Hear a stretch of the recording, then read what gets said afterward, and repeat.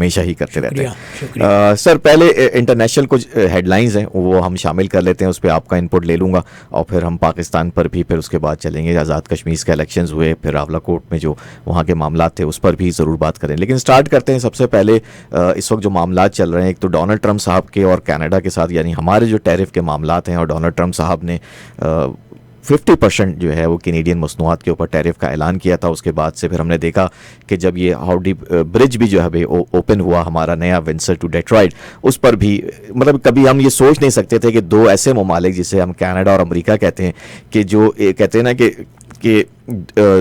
एक जिस्म बिल्कुल जो है ना, वो कहते हैं ना कि दोनों अलग अलग दिल धड़कते हैं, लेकिन एक जिस्म में वो दोनों दिल धड़कते थे। अब ये वक्त भी आ गया है कि वो ब्रिज की सेलिब्रेशंस के लिए भी जो है वो मनसूख की गई। यहाँ से भी ऐलानात हुए कि नहीं जनाब, हम उस पर नहीं जाएंगे, क्योंकि माहौल जो है वो इस वक्त बहुत कशीदा हुआ है।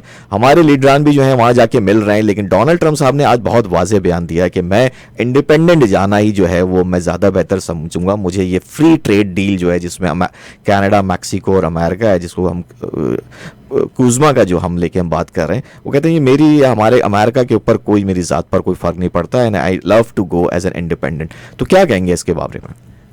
आमिर मियाँ, देखो, ट्रंप की शख्सियत में जो बात सबसे ज़्यादा नुमायाँ है वो ये है कि वो अपने शहर में मुब्तला है। सही। वो अपने सिवा उन्हें और कुछ दिखाई नहीं देता। सही। तो उनके किरदार का जो सबसे नुमायाँ पहलू है वो ये है कि वो जो हम कहते हैं ना कि मोहल्ले में एक चौधरी होता है, एक सरदार होता है, गुंडा, अगर मैं बाजारी ज़बान इस्तेमाल ज़्यादा सख्त हो जाएगा तो वो दादागीर, हाँ, जिसको हमारी कराची की पावर जिसके पास हो, असर रसूख उसके पास हो, तो वो ये नहीं चाहते कि वो अपनी दादागिरी में किसी को शरीक करें। सही। और वो जो अंग्रेजी की इस्तिलाह है बुली, वो उनकी शख्सियत को सबसे ज़्यादा नुमायाँ करती है। सही। वो और बुली का किरदार क्या होता है? बुली का किरदार ये होता है कि जो उसकी धमकियों से मरूब हो जाए उस पर तो वो शेर हो जाता है। सही। और जो मरूब ना हो उसके सामने वो फिर हथियार डाल देता है, जो दोस्ती कर लेता है। हाँ, दोस्ती कर लेता है। और अब ये देखो, तुम वो नए पुल की बात कर रहे थे जो डेट्रॉइट और विंडसर को मिलाता है जी। तय ये हुआ था कि अमेरिका और कनाडा दोनों अपने वसाइल को इस्तेमाल करके इस पुल को बनाएंगे जी। इसलिए कि वो अमेरिका और कनाडा के दरमियान जो तिजारत होती है उसकी शहरग एक तरह से कह सकते हो, वो फ्रेंडशिप ब्रिज है जो डेट्रॉइट और विंडसर को मिलाता है। लेकिन अमेरिका अपने वादे से मुकर गया। तने तनहा कनाडा ने तकरीबन $3 अरब के सरफे से ये पुल बनाया। फिर ये तय हुआ था कि डोनाल्ड ट्रंप और हमारे प्राइम मिनिस्टर के कार्नी दोनों इफ्तिताही तकरीब में शिरकत करेंगे। अमेरिका ने एक तारीख दी, डोनाल्ड ट्रंप ने उसको मौखर करने के लिए कहा, दूसरी तारीख दी, तीसरी तारीख जब डोनाल्ड ट्रंप ने मौखर कर दी तो फिर कार्नी साहब ने और दुरुस्त फैसला किया, उन्होंने खुद इस पुल का इफ्तिताह कर दिया जी। देखो, ट्रंप का रवैया उस मुल्क के साथ अपने ताल्लुकात बिगाड़ने का है जिसकी दोस्ती को मिसाली कहा जाता था जी। हमारे बाबाए कौम हज़रत कायद आज़म मोहम्मद अली जिन्ना से पाकिस्तान बनने से पहले वॉल स्ट्रीट जर्नल के एक सहाफ़ी ने सवाल किया था कि आप जो हिंदुस्तान का बंटवारा होने जा रहा है और जो दो नए मुल्क पाकिस्तान और हिंदुस्तान के नाम से नक्शे पर, दुनिया के नक्शे पर उभरेंगे, तो आप हिंदुस्तान के साथ किस तरह के ताल्लुकात कायम करना चाहेंगे? सही। और बाबाए कौम का जवाब ये था कि मैं वो ताल्लुकात चाहूँगा जो अमेरिका और कनाडा के दरमियान है। क्या बात। 6000 मील लंबी सरहद पर कोई सिपाही खड़ा नहीं होता था, बिल्कुल ऐसे कोई सिपाही नहीं खड़ा। तो ये मिसाली ताल्लुकात को में बिगाड़ पैदा करने की तमाम तर जिम्मेदारी डोनाल्ड ट्रंप पे आयद होती है। उन्होंने तो ये धमकी भी दी थी अभी पिछले हफ्ते जो कनाडा में के जंगलात में आग लगी हुई थी और धुएं के बादल अमेरिका की तरफ भी जा रहे, तो उस पर भी उन्होंने धमकी दी थी कि टैरिफ लगाए जाएंगे। बजाय इसके कि वो मदद करते, हमदर्दी करते और अपनी कनाडा की जंगलात की आग बुझाने के लिए अमरीकी मदद की पेशकश करते, उन्होंने ये धमकी दी। तो इससे अंदाज़ा होता है कि वो अमेरिका की सरबराही किस शख्स के हाथ में है। बिल्कुल, दुनिया इस पर बात कर रही है, दुनिया बात कर रही है कि वो दुनिया बात कर रही है, इसलिए कि ट्रंप का किरदार तो सबके सामने अजहर मिन शम्स हो चुका है। बेशक दुनिया पर समझ चुकी है कि ये शख्स बुली है, ये शख्स धौंस और धमकियाँ देता है और धांधली से अपना काम चलाना चाहता है। अब ये ताज़ा तरीन पेशरफ्त पर आ जाओ। जी बिल्कुल, अभी जो मामला 28 फरवरी को इस साल अमेरिका और इजराइल ने जो नंगी जारहियत का इर्तिकाब किया था ईरान के खिलाफ, अब वो जारहियत ट्रंप के गले की एक तरह से कह सकते हो कि हड्डी बन गई है। वो हड्डी जो ना निगलते बन रही है ना उगलते बन रही है। तो अब वो ये चाहते हैं कि किसी तरह से इस कज़िये को अपने पसे पुश डाल दें, इससे जान छुड़ा ले। लेकिन वो जो कहावत है ना कि कंबल आपसे लिपट गया है, तो अब ईरान पर जारहियत इनके गले पड़ गई है। बिल्कुल। और इसलिए गले पड़ गई है कि ईरान के ख़िलाफ़ इस जारहियत ने ईरान को मजबूर करके वो हथियार फराहम कर दिया है जो आम मुबस्सिरीन ये कहते हैं कि जिसके असरात एक एटम बम से ज़्यादा मौलिक हो सकते हैं। इसलिए कि आबनाए हुर्मुज़ से दुनिया के में इस्तेमाल होने वाला कम से कम 20% एनर्जी का ज़ख़ीरा वहाँ से गुज़रता है जी। और अभी ताज़ा तरीन पेशरफ्त जो हुई है वो ईरान और ओमान जो मिलके मुश्तरका उन्होंने कहा कि इस पर मुश्तरका तौर पर इस आबनाए हुर्मुज़ का कंट्रोल रखेंगे अपने पास जी, बिल्कुल। तो ये वो दुनिया की मईशत के लिए, दुनिया की इक़्तिसादियात के लिए ईरान को वो हथियार मिल गया है उसको मरूब करने के लिए, उसको मुतासर करने के लिए जो इससे पहले ईरान ने कभी इस्तेमाल नहीं किया था। देखो ये इराक़ के साथ 1980 से 1988 तक 8 साल तवील जंग चलती रही, कभी भी लेकिन उसके दौरान ईरान ने कभी ये धमकी नहीं दी कि वो आबनाए हुर्मुज़ को बंद कर देंगे। अब जो जारहियत उस पर मुसल्लत की गई है और ऐसे वक्त में मुसल्लत की गई है जब ईरान और अमेरिका के मुज़ाकरात फैसला कुन मरहले में दाखिल हो चुके थे। सही। उसके बावजूद ये जारहियत मुसल्लत की गई तो ईरान को तो मजबूर किया गया कि वो इंतहाई इक़दाम उठा ले। और उसके असरात क्या हो रहे हैं? उसके असरात फौरी तौर पर ये हो रहे हैं कि कतर ने आज जो कतर दुनिया में सबसे ज़्यादा गैस LNG एक्सपोर्ट करने वाला मुल्क है, उसने ये कहा है कि जंग से पहले जो सूरत हाल थी, जो मामलात थे, उनकी सतह तक पहुँचते पहुँचते अक्टूबर का वस्त हो जाएगा कम से कम। तो इसका मतलब यह है कि 2-2.5 महीने और दुनिया की इक़्तिसादियात मुतासिर रहेगी इस जंग की वजह से। सही। अब हुआ ये क्या, ये जंग मुसल्लत की गई थी ईरान, अमेरिका और इजराइल के दरमियान गठजोड़ से। बिल्कुल। और आज भी डोनाल्ड ट्रम्प साहब ने यही बयान दिया। असल आर्किटेक्ट जो थे वो इजराइल के वजीर आजम नेतन्याहू थे, और वो कल आज ही अमेरिका पहुंचे हैं, वाइट हाउस में उनकी मुलाकात हुई है। और इत्तेफाक ये है कि इस वक्त यूक्रेन के सदर ज़ेलेंस्की भी वहाँ वाशिंगटन में मौजूद है। तो ये तीन गठजोड़ जिसको कहा जा सकता है तसलीसे शर, ये एक जगह जमा हो गई है।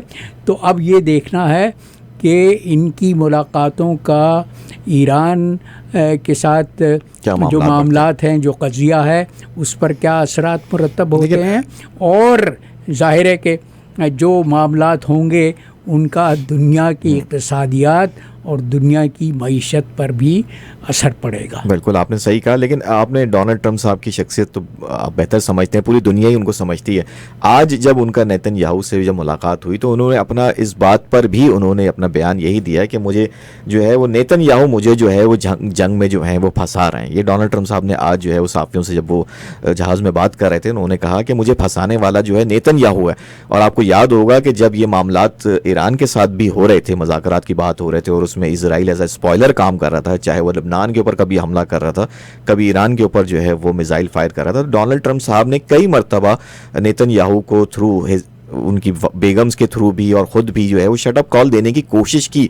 तो आपको नहीं लगता कि कहीं ना कहीं as a businessman Donald Trump भी, तो आपको नहीं लगता कि वो भी एक ऐसी जगह आके फंस गए, जब इस पोजीशन पे आदमी होता है तो उसके लिए सम टाइम डिसीजन लेना जो है वो मुश्किल भी हो जाता है? हाँ, मुश्किल हो जाता है, और इस मुश्किल की तमाम तर जिम्मेदारी डोनाल्ड ट्रम्प पे आयद होती है। इसके लिए किसी और को जिम्मेदार या कसूरवार करार नहीं दिया जा सकता। सही। तमाम तर जो बीज उन्होंने बोया था उसकी फसल वो काट रहे हैं, और अब वो फसल चूँकि जहरीली हो चुकी है, लिहाजा उनकी समझ में नहीं आ रहा कि इसको काटें या इससे किस तरह से निजात हासिल करें।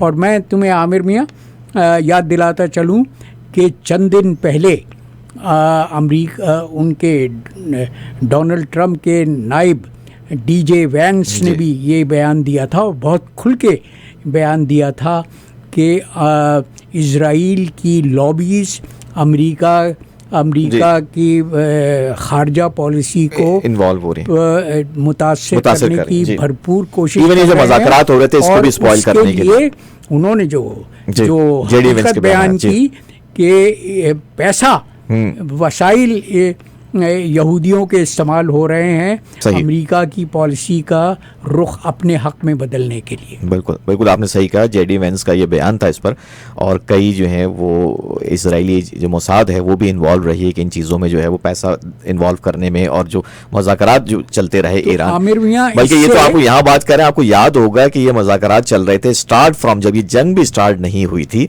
तो ओमान के अंदर जब ये मुज़ाकरात हो रहे थे, और खबरें उस वक्त भी बाहर आ रही थी कि ये मुज़ाकरात कामयाब हो जाएंगे, और हमने देखा कि ओवरनाइट ईरान के ऊपर जो है वो अटैक कर दिया जाता है, जबकि वहाँ मुज़ाकरात ओमान में उस वक्त भी ईरान जो है वो बातचीत कर रहा था, और बातचीत अच्छे मोड में उस वक्त भी चल रही थी, और खबरें ऐसे ही आ रही थी उस वक्त। हम फैब की बात करें तो लेकिन इजराइल के वज़ीर आज़म नेतन्याहू का एजेंडा इससे मुख्तलिफ है। वो अमन नहीं चाहते, उनकी सियासी ज़िंदगी का तमाम तर एक तरह से मंशूर कह सकते हो, वो ये है कि ईरान को तहस नहस कर दिया जाए।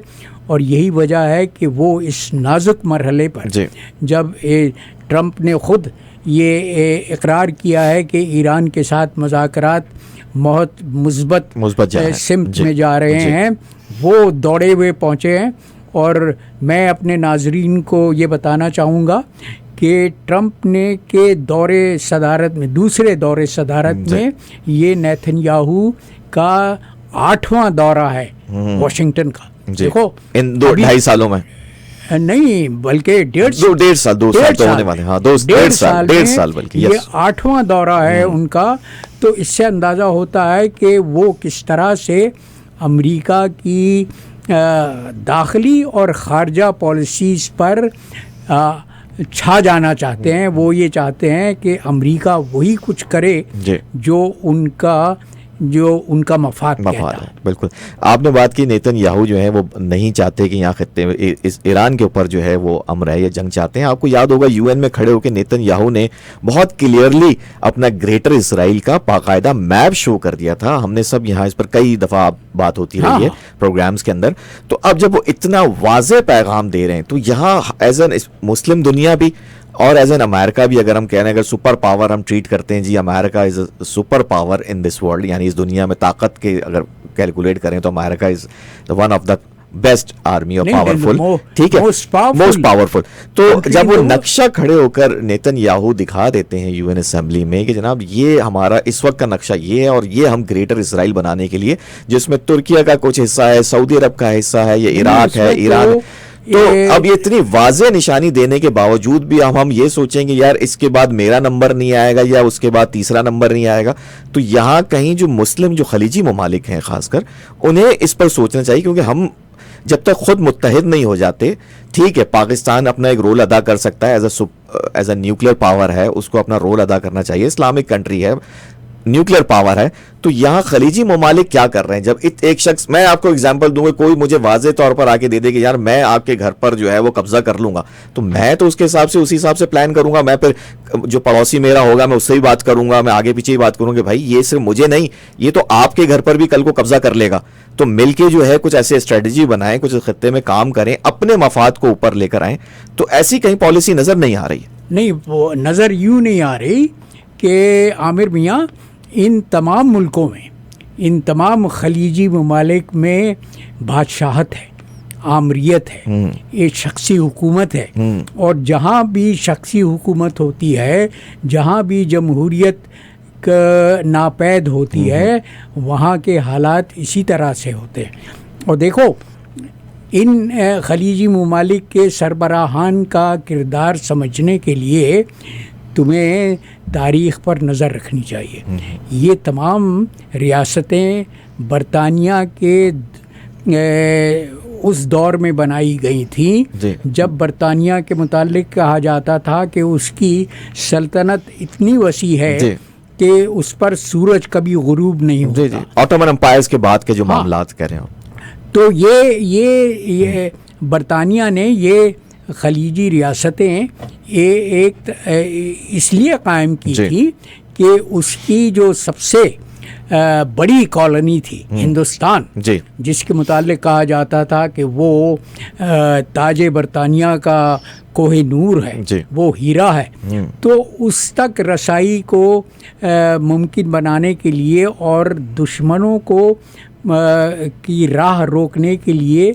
बरतानिया ने ये खलीजी रियासतें छोटे छोटे पैकेट्स बना लिए, ये बनाई थी, और अपनी सहूलत के लिए उन हुक्मरानों को मुसल्लत कर दिया था जो उसके बताए हुए रास्ते पर चलते रहे, और वो आज तक चल रहे हैं। लेकिन अब जो हालात पैदा हुए हैं, अब जो ईरान पर जारहियत के असरात मुरतब हुए हैं, उसने इन हुक्मरानों को सोचने पर मजबूर कर दिया है। उसका पहला नतीजा तो ये निकला कि सऊदी अरब और पाकिस्तान के दरमियान दिफाई मुआहदा हो गया। और आज मैं अपने नाज़रीन को बताता चलूँ कि कुवैत के वज़ीर ख़ारजा उन्होंने, वो पाकिस्तान में है, इस्लामाबाद में है, और कुवैत ने अचानक वो मुआहदा जो दिफाई मुआहदा, जो दिफाई ताउन का मुआहदा 3 बरस पहले हुआ था और जिसकी आज तक कुवैत ने तौसीक नहीं की थी, कल अचानक कुवैत के अमीर ने उसकी तौसीक कर दी और उसको मंजर आम पर ले आए। सही।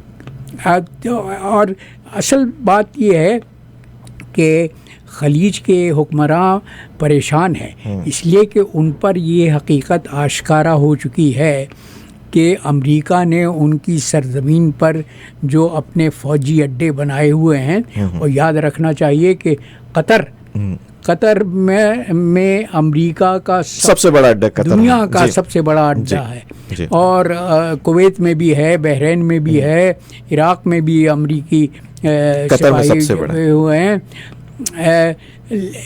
अब इन हुक्मरानों को ये एहसास हो गया है कि अमेरिका की दिफाई मौजूदगी, अमेरिका के सिपाही, अमेरिका के फ़ौजी एयरबेस उनकी सरज़मीन पर होने की कोई ज़मानत नहीं है कि ये इन मुल्कों के दिफा के लिए है। सही। बल्कि ये साबित हो गया कि ये सिर्फ़ और सिर्फ इजराइल की हिमायत के लिए, इजराइल की दिफा के लिए। सही, बिल्कुल सही कहा तो आपने। अब वो जो कहा जाता है कि डूबते को तिनके का सहारा, हाँ। तो वो अब उन्हें लगता है कि हमें कहीं ना कहीं हाथ पैर मारना पड़ेगा। और पाकिस्तान चूँकि इस खित्ते में सबसे बड़ी फौज है, सबसे मजबूत जौहरी ताकत है, तो वो पाकिस्तान के साथ अपने दिफाई ताउन को और दिफाई ताल्लुकात को मज़ीद तक़वियत देना चाहते हैं। और कुवैत के मुतालिक तो मैं ये कह सकता हूँ कि मैं चूँकि कुवैत में सफ़ीर रह चुका हूँ, तो कुवैत के मुतालिक तो ये कह सकता हूँ कि कुवैत और पाकिस्तान के दरमियान दफ़ाई ताउन तो आज का नहीं, बरसों पुराना। हमने उनकी नेवी बनाई है, हमने उनके हवाबाजों को तरबियत दी है। बल्कि मैं जब था तो बहुत दिलचस्प वाक़या हुआ था कि कुवैत ने हमसे ये कहा कि हम अपने कैडेट काकुल भेजना चाहते हैं। हाँ, मैंने कहा कि देखो, तुम्हें अंदाज़ा होना चाहिए कि हमारे नौजवान अफसरों की तरबियत का क्या मयार है और किस तरह से उनको डिसिप्लिन किया जाता है। उन्होंने कहा नहीं, हम पाकिस्तान से सीखना चाहते हैं। तो एक कैडेट भेज दिए गए वहाँ। उसके बाद वो जो सुबह बचता था और कैडेट वो वर्जिश के लिए निकल आते थे, तो कुवैती माशाल्लाह आराम तलब थे, वो निकलने से कासिर रहे। उसके बाद मुझसे दरख्वास्त की गई कि हमारे कैडेटों के ज़िम्न में कुछ रियायत कर दी जाए, आसानी कर दें। मैंने कहा कि देखो भाई, मैं तुम्हारी ये दरख्वास्त भिजवा तो देता हूँ, लेकिन मुझे मालूम है कि जवाब क्या होगा। जवाब ये होगा कि वो जो खरबूजे को देख के खरबूजा रंग पकड़ता है, तो अगर तुम्हारे कैडेट इस तरह से आराम करते रहेंगे और बिगल जब दूसरे भी वो हो जाएंगे ऐसे, तो वो सोते रहेंगे, तो हमारे कैडेटों को भी गलत इशारे मिलेंगे जी। और यही हुआ। हाँ, वह उसके बाद इनकार कर दिया गया और कुछ अरसे के बाद वो कैडेट वापस कुवैत बुला लिए। तो ये मैं मिसाल इसलिए दे रहा हूँ कि जो ट्रेनिंग है हमारे फौजियों की, हमारे ऑफिसर्स की, वो बहुत डिफरेंट है। हमारे फौजियों की जो तरबियत होती है, लेकिन वो अब गलत तरह से इस्तेमाल हो रही है, इसलिए कि फौज को सियासत में मुलव्वस नहीं होना चाहिए। इंशाल्लाह सर, वो कहते हैं ना कि टाइम चीज़ों को, ये अवामी है, ये शऊरी है, आहिस्ता आहिस्ता जब चीज़ें बढ़ेंगी तो मुझे लगता है कि वो भी मसले हल हो जाएंगे। तुम पाकिस्तान की बात कर रहे थे, तो अभी कल रावलाकोट में जो फायरिंग हुई, जी अगला मैं वही आपसे देखो, हिंदुस्तान में अभी हमने देखा कि 3 हफ्ते एहतजाज किया नौजवानों ने, तालिब ने, और दिल्ली में मजाल नहीं थी, लाठी चार्ज तो किया गया, आंसू गैस तो इस्तेमाल की गई, सर बहुत तशद्दुद भी हुआ, लेकिन पुलिस ने फायरिंग नहीं हुई। ऑफ कोर्स देखो अपने तो फायरिंग यूं नहीं हुई कि सामने से भी कोई फायरिंग नहीं हुई ना करामत साहब, यहाँ सिनेरियो इज डिफरेंट।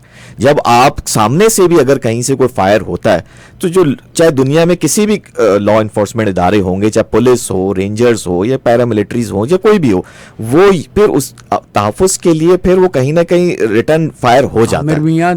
ठीक है, मैं defend, I am not saying defend, मैं सिर्फ सिनेरियो आपसे बात कर रहा हूं। ये सरकारी बयानिया है, और अभी रावलाकोट के सानहे पर हमारे जो वज़ीर इत्तलात हैं, अताउल्लाह तारर, उन्होंने ये बयान दिया है कि ये इनकी सफ़ों में ये जो जॉइंट एक्शन अवामी कमिटी, जिसको कलअदम अवामी, जिसको 6 जून को बैन कर दिया गया था, उस पर पाबंदी लगाई गई थी, उसको कलअदम करार दे दिया गया था। उनका बयानिया ये है कि इनकी सफ़ों में फितनाए खवारिज के लोग शामिल हो गए थे और वो असलहा इस्तेमाल कर रहे थे। देखो, ये आज की बात नहीं है, ये हमारी तारीख़ है भाई। हमने मशरक़ी पाकिस्तान क्यों गंवाया? इसलिए कि हमने एक सियासी तनाज़े को, एक सियासी मसले को, एक सियासी क़ज़िये को ताकत के इस्तेमाल से हल करना चाहा और उसके नतीजे में ये हुआ, नतीजा ये निकला कि हमारा आधा मुल्क हमसे कट गया। दुनिया की तारीख़ में आमिर मियाँ ऐसी दूसरी मिसाल नहीं मिलती। दुनिया के बेशुमार ममालिक में अक़लियतें तो आज़ाद होना चाहती हैं, लेकिन हमारे केस में हमने अक्सरियत को मजबूर किया कि वो अलहदा हो जाए। बिल्कुल सर, जुल्म है सर, गलत हुआ। लेकिन मैं सिर्फ एक मिसाल ही दे रहा हूँ, ठीक है, जो पास्ट हो गया वो चीज़ें गलत हो गई, लेकिन अब हमें अपने हाल से, यानी माजी की जो गलतियां हैं उनको लेते हुए अपने हाल को दुरुस्त करना और आने वाले मुस्तकबिल को जो है अपने नौजवानों के लिए, अपने आने वाली नस्लों के लिए जो है वो कैसे बेहतर जो है वो बनाया जा सके। आमिर मियाँ देखो, कहावत यह है कि इन अक्लमंद इंसान दूसरों की गलतियों से सीखता है, एक आम इंसान अपनी गलतियों से सीखता है, लेकिन एक अहमक इंसान अपनी गलतियों से भी नहीं सीखता। और तारीख़ का ये सबक नाकाबिले फरामोश है कि जो अपनी तारीख़ को याद नहीं रखते वो उसी तारीख़ को बार बार दोहराते रहते हैं। तो ये जो हमने आज़ाद जम्मू और कश्मीर में किया है और जो कर रहे हैं, ये तो इंतहाई अफसोसनाक, इंतहाई हैरत का मकाम है। और लेबल कर देना, आई एम एग्री टोटली, कि किसी को भी लेबल कर देना कि यार ये गद्दार हैं या ये जो हैं वो गलत कर रहे हैं मुल्क के खिलाफ, उसको हमें कहीं ना कहीं बैठ के बात जरूर करनी चाहिए इस पर। जो सरकारी बयानिए से इत्तफाक न करे, जो उसकी तायीद न करे, जो उसकी हिमायत न करे, वो गद्दार वतन कहलाता है। इस पर जरूर बात होनी चाहिए। आप सही कह रहे हैं। जमहूरियत का हुस्न क्या है? सुनना चाहिए। जमहूरियत का हुस्न ये है कि तुम अपनी राय रख सकते हो, मैं अपनी राय रख सकता हूँ, और हम दोनों को ये हक हासिल है कि हम अपनी राय का खुल के इजहार कर सकें। देखो, हमारी इस्लामी तारीख़ में तो ऐसी रोशन मिसालें हैं ह्यूमन राइट्स की और फ्री स्पीच की, तहरीर और तकरीर की, कि खलीफा को भी जो है काजी के सामने हाजिर होना पड़ जाता था, जवाब दे होता था। दूसरे खलीफा हज़रत उमर फारूक के दौर में एक बद्दू नमाज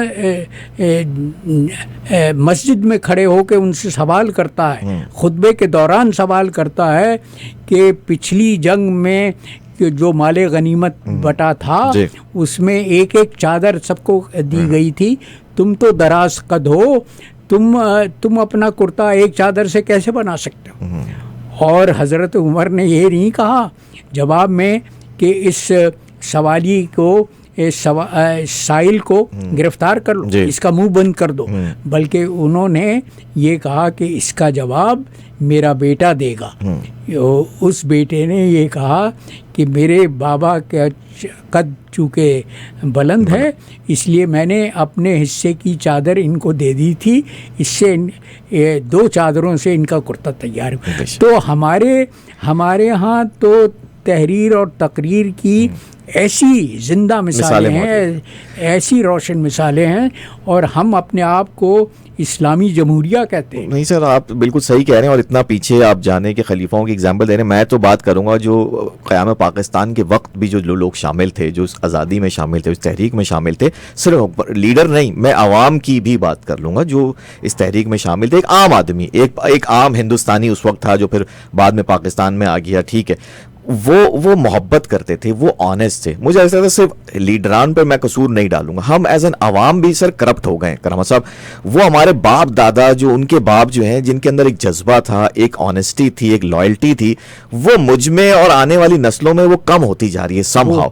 हम जो है वो इंतशार का शिकार जल्दी हो जाते हैं, दियानतदारी खत्म होती जा रही है। मियां देखो, कौम इज्तिमाई तौर पर करप्ट हो चुकी है जी। और मैं बार बार कहता हूँ, हर प्रोग्राम में जहाँ भी मौका मिलता है ये कहता हूँ कि कहने को तो हमारा आईन ये कहता है कि पाकिस्तान का मज़हब इस्लाम होगा, लेकिन पाकिस्तान में असल में तो ज़र के बुत की परस्तिश हो। बताएं आप कहाँ आपको दिखता है इस्लाम के इस्लामी कवानीन के हिसाब से काम हो रहा हो, कोई एक भी काम हो रहा हो? इस्लाम के बुनियादी उसूलों की, इस्लाम के शायर की, और जिस तरह से खुलकर बेहुरमती हो रही है उसकी मिसाल पाकिस्तान है। तो वो ये वजह हो गई ना जो हम बात कर रहे हैं सर। मैं बात यही कर रहा हूँ कि हमें अब भी वक्त है कि हम अपनी देखिए, एक टाइम था, आपने भी देखा होगा, हमने सिर्फ सुना है इन बातों को, कि अगर कराची की में जिस आदमी ने सड़क धोनी है, ठीक है, उसने आके सुबह वो सड़क धोनी है, उसको कोई बताएगा नहीं। अगर लोगों ने लाइन में लग के बसों में चढ़ना है तो वहां कोई डंडा लेके नहीं खड़ा होता था कि बसों में लाइन से चढ़ना है। दुकानदार कोई भी मैग्नेट लगाकर चोरी उसके नीचे करके वजन नहीं बढ़ाता था, चावल में दाल में कंकर नहीं मिलाता था, गटर के पानी से सब्जियां नहीं उगाता था। नहीं तो वैसे ही जैसे अवाम थी तो हुक्मरान भी वैसे ही हमको मिले थे, हमें लीडर भी वैसे ही मिल गए थे। आज अब हम गटर के पानी से सब्जी उगाएंगे और नाप तोल में कम करेंगे तो सर फिर हम क्या एक्सपेक्ट करते हैं कि खालिद बिन वलीद हमारा लीडर होगा, मोहम्मद बिन कासिम हमारे लीडर होंगे, कायदे आजम हमारे लीडर होंगे? तुम बिल्कुल, तुमने दुखती रग पे उंगली दुखी होता है ना। देखो, मैं 6 बरस का था जब मैंने अपने माँ बाप की उंगली पकड़ के दिल्ली में अपने आबाई वतन को खैरबाद कहा था और पाकिस्तान हिजरत की थी। तो मैंने तो एक तरह से कह सकते हो कि आँख खोली उस कराची में जिसकी सड़कें रात को धुला करती थी, जिसकी सड़कें रात को जगमगाती थीं, जिसकी बसें साफ सुथरी और ट्रैमें साफ सुथरी होती थी। अब वो उस शहर को, जो रोशनियों का शहर था, मुझे जो कलक होता है, तुमने तो वो दौर देखा ही नहीं, तुम तो पैदा ही नहीं हुए थे उस वक्त। मैंने जिस शहर को देखा था, जो जिंदा व ताबिंदा शहर था, जो रोशनियों का जगमगाता शहर था, अब मैं जाता हूँ तो उसकी सड़कों को खुदा देख के, उसकी सड़कों पर जगह जगह यही पूरे मुल्क का हाल हो गया। घेर के देख के, नहीं, कराची के साथ जो सलूक हो रहा है वो इंतहाई नागवार। पता है सर किसकी सजा है? इंतहाई अफसोस। मुझे नहीं मालूम, हमारे बाप दादाओं ने कुछ ऐसा किया जिसकी सजा है शायद। नहीं, जो हुक्मरान मुसल्लत हो गए हैं, देखो 19 बरस से कराची पर, सिंध पर पीपल्स पार्टी की हुकूमत है। सही। और वो जिस तरह की करप्शन पीपल्स पार्टी में है तो उसकी तो अल्लाह से वो कहता है ना,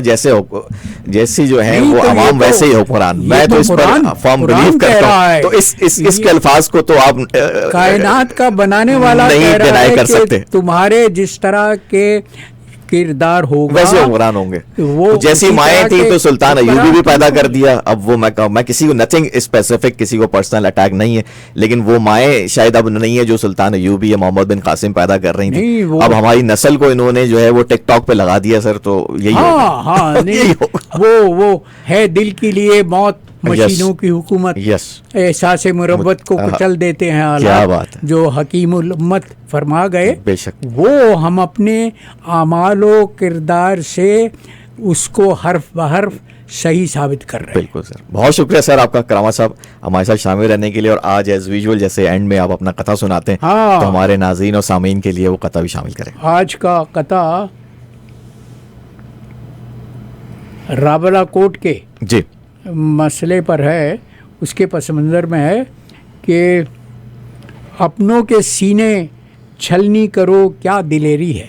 अपनों के सीने छलनी करो क्या दिलेरी है, अपनों को जख्म दो ये शुजाअत तुम्हारी है, अपनों को ज़ख्म दो ये शुजाअत तुम्हारी है, ज़ेरे सितम अदू को करो तो कमाल हो, ज़ेरे सितम अदू को करो तो कमाल हो, अपनों को फतह करना महारत तुम्हारी है। क्या बात है सर। तो ये तो हमारे जर्नैलों ने तो अपने मुल्क को बार बार फतह करके ये ऐसी तारीख़ रकम की है जिसकी दुनिया में मिसाल नहीं मिलती। चलिए सर, बहुत शुक्रिया सर, बहुत शुक्रिया आपका हमारे साथ शामिल रहने के लिए। तमाम सामीन नाज़रीन आप लोगों का बहुत शुक्रिया हमारे साथ शामिल रहने के लिए। स्टूडियो का number 4166201778। Top of the hour का ब्रेक ले लेते हैं, फिर कुछ